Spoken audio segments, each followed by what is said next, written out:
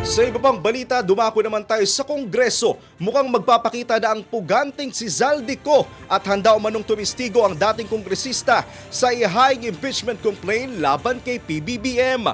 Bukod sa kanya, mayroon pa raw isang senador ang may bagong ebidensya.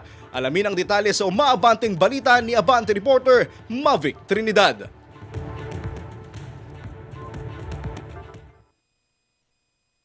Isa si dating Congressman Zaldico na tatayong state witness pabor sa grupo ni na dating Congressman Mike Defensor sakaling makalusot sa Kamara ang ihahain nilang ikatlong impeachment complaint laban kay Pangulong Bongbong Marcos Jr.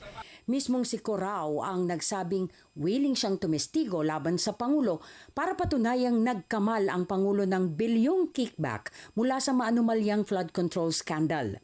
Sabi ni Defensor, ilalaban nilang maisalang si Ko sa Justice Committee ng Kamara kahit ito ay via Zoom. Hindi kasi pinayagan si Ko na maisalang sa Senate Blue Ribbon Committee kaya umaasa ang grupo nila na mapagbibigyan sila ng Justice Committee. Of course, it can happen. If you recall in the impeachment proceedings of, at the time, Kuya Erap Estrada, there were additional witnesses who came out. Pero dito, it will stand, even in the House Committee on Justice hearings. May ebidensya na kami at may mga lalabas pa na maaaring mag-testify doon sa mga sinasabi namin dito.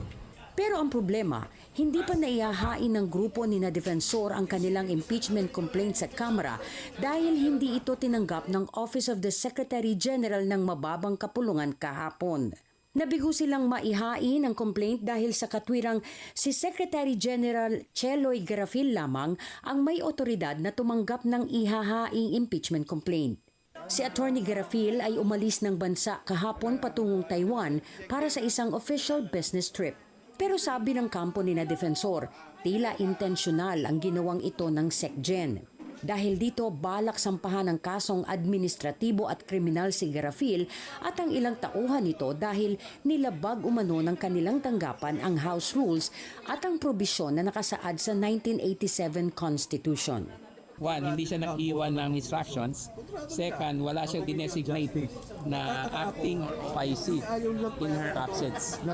Second, there is a pattern Kasi ginawa na niya kay Cardema yan Ganun din So, this falls under Republic Act 3019, Section 3, causing adjudicature to any party. And second, administratively, because it's a public official. Bukod naman kay Zaldico, isa pang senador ang planong gawing testigo ng grupo laban sa Pangulo. Ito ang ibinunyag ni dating Congressman Jing Paras kung saan naging lantaran ang pagbabatikos ng senador sa Pangulo dahil sa issue ng sugar smuggling.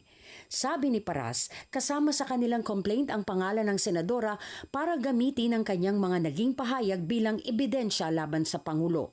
Pero pagkakali, tawag na isang senador. Yes, Na kakampi na nila pero lumbo, binura. Nagpatawag siya ng hearing, galit na galit siya sa smuggling ng sugar. Galit na galit siya kay Marcos. Okay. Hindi ko lang sasabihin ko siya. Inamin ni Defensor na marami pang mga personalidad at dokumento silang ilalantad bilang kanilang ebidensya. Pero patuloy nilang pag-aaralan kung ihahain pa nila ang kanilang impeachment complaint sa pagbubukas ng sesyon sa Lunes dahil baka baliwalain lang umano ito ng Kamara para maproteksyonan lang ang Pangulo sa one-year bar. Aminado silang maliban sa impeachment ay wala nang ibang paraan sa korte man o sa ibang institusyon na maaaring kasuhan at patalsikin si Pangulong Bongbong Marcos Jr. Mavic Trinidad, Abante.